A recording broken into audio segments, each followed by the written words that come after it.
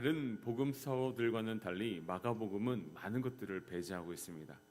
먼저 마가복음은 예수님의 탄생 이야기 또한 배제하고 있고 하나님의 아들 예수 그리스도의 복음의 시작이라는 말씀으로 마가복음의 문을 열고 있습니다.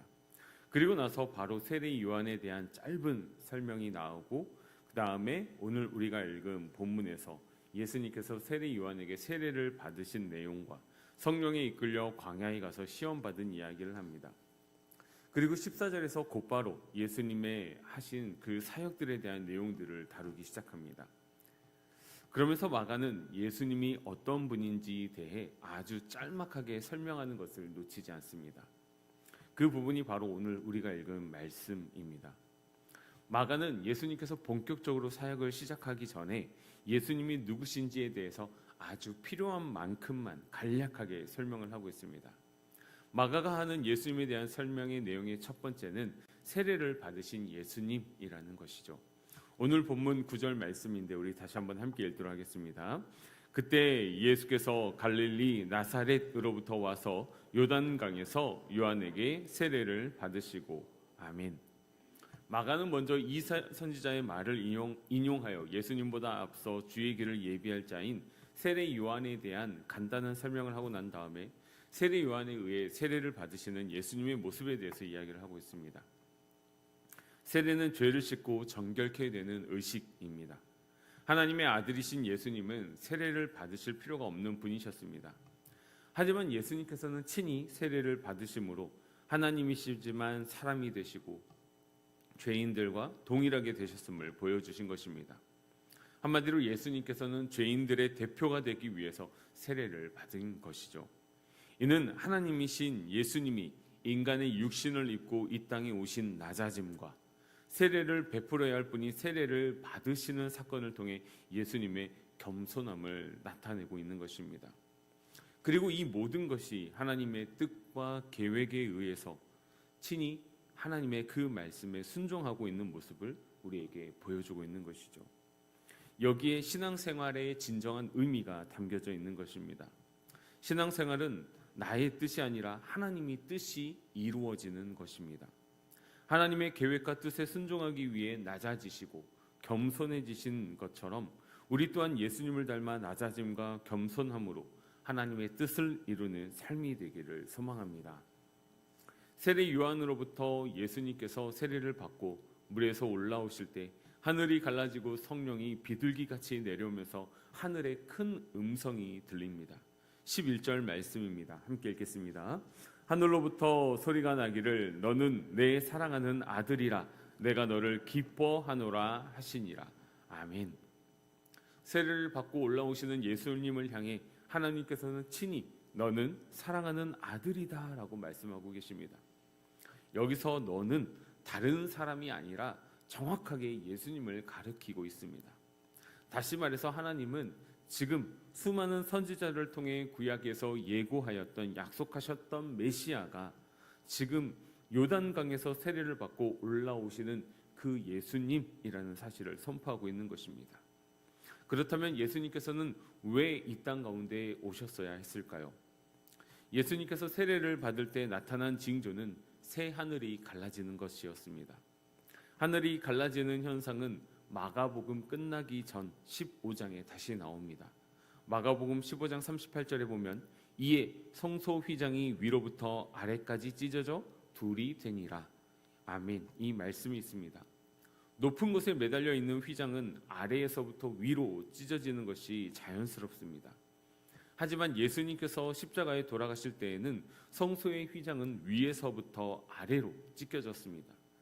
그것은 하나님의 성소의 휘장을 하나님께서 친히 성소의 휘장을 찢으셨다라는 증거이자 하늘의 문이 갈라지며 열렸음을 상징합니다. 이로 인해 예수 그리스도의 이름으로 하늘의 아버지께 직접 나아갈 수 있게 된 것이죠. 예수님은 바로 이 일을 위해 이 땅에 오신 것입니다. 마가는 이것이 바로 복음이다 라고 말하면서 이 땅에서 예수님이 오셔서 세례를 받는 것을 복음의 시작이라고 선포하고 있는 것입니다. 그래서 마가는 그가 의도했는지 안 했는지는 모르겠지만 하늘이 갈라지고 예수님의 몸이 찢기고 성소의 휘장이 찢어지는 사건을 시간적으로 그리고 순차적으로 기록하고 있습니다. 예수님께서 이렇게 친히 자신의 몸을 찢으셔서 하나님과 죄인된 우리가 다시 화목케 하는 사역을 감당하신 것입니다. 그래서 하나님께서는 11절에 너는 내가 사랑하는 아들이다, 그리고 내가 너를 기뻐한다 라고 앞으로 하실 예수님의 사역에 대해서 이야기하고 있는 것이죠. 예수님께서는 앞으로 감당해야 할 십자가에서 찢기심을 통해 자신의 생명을, 그리고 하나님의 뜻을 이룸으로 하나님이 사랑하는 자, 하나님이 기뻐하는 자라는 음성을 듣게 됩니다.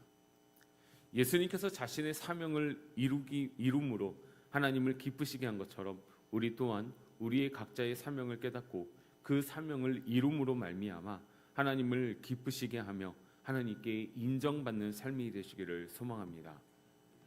이렇게 세례를 받은 예수님은 곧바로 성령에 이끌려 광야에서 사탄에게 시험을 받게 됩니다. 예수님께서 시험 받으신 내용들이 자세하게 기록된 다른 복음서들과는 달리 이조차도 마가는 아주 간단하게 다루고 넘어가 버립니다. 이 광야라는 곳은 아무것도 없습니다. 낮과 밤의 기온차가 50도 이상 나는 곳입니다. 한마디로 사람이 살만한 환경이 되지 못합니다.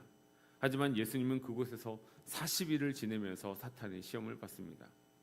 하지만 예수님은 자신의 신념이나 지혜와 지식이 아닌 하나님의 말씀으로 이 모든 시험을 이겨내셨습니다. 사탄은 공중 권세를 잡고 이 세상의 왕노릇하고 있습니다. 그리고 이 광야와 같은 세상에서 살아가고 있는 하나님의 백성들을 끊임없이 유혹하고 시험에 들게 합니다. 이 사탄이 주는 유혹과 시험은 결코 쉽지 않습니다.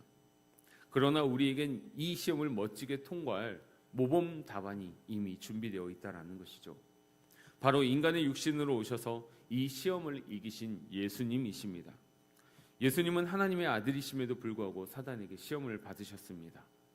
예수님께서 이미 우리와 똑같은 시험을 받으셨지만 모든 시험에서 승리하셨기 때문에 연약한 우리를 도우시고 이길 수 있는 힘과 능력을 베풀어 주십니다. 사랑하는 영가족 여러분, 오늘 우리는 마가복음의 짧은 말씀을 통해서 예수님께서 사역하시기 전에 준비되는 과정들을 살펴보았습니다. 예수님은 하나님의 아들이지만 자신의 뜻대로 하지 않고 먼저 하나님의 뜻에 순종하는 모습을 보여주고 있습니다. 그리고 시험을 당할 때도 자신의 힘과 능력이 아니라 하나님의 말씀으로 사탄의 모든 시험에 승리하는 모습 또한 보여주고 있습니다. 우리가 이 땅에서 하나님의 거룩한 자녀로 살아갈 수 있는 모범 답안을 제시해 주신 것이죠. 우리 모두 예수님을 닮아서 하나님의 뜻에 순종하며 하나님의 말씀으로 승리하신 예수님을 따라 이 세상에서 어떤 문제가 놓여 있든지 모범 답안을 내놓으며 하나님을 기쁘시게 하는 자, 하나님이 사랑하는 자라는 그 음성을 듣는 은혜의 삶이 되시기를 소망합니다.